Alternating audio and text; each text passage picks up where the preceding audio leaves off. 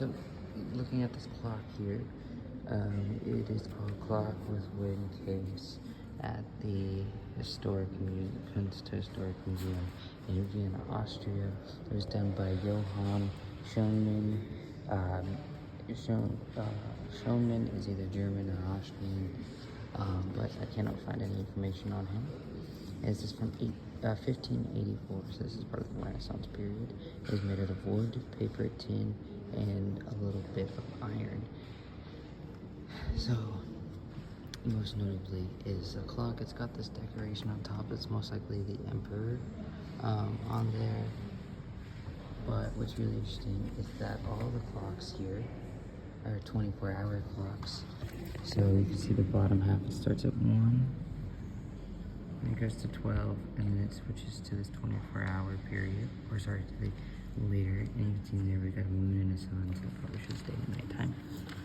We've got lots of little hands.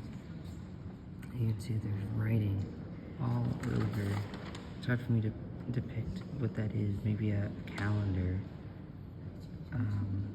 Very likely a calendar of all the days of the year. But up in the corners we have more calendars as well. This one has different symbols than this one, which is a little interesting. These are,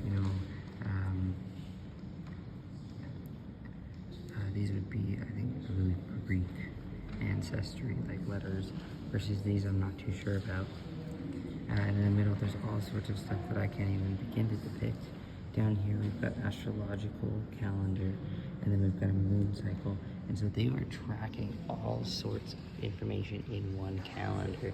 And how close, like you'd have to really zoom in and so you'd be like, oh, it was the 24th of some month,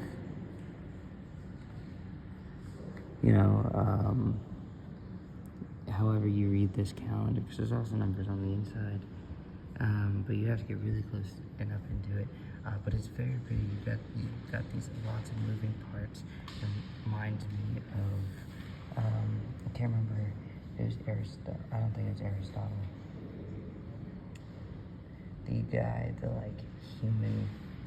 human figure with like 3 arms, a bunch of circles and stuff. That's what this reminds me of. But yeah, it turns out a lot of their clocks were 24-hour clocks. So this one I just thought was really interesting how much they're tracking.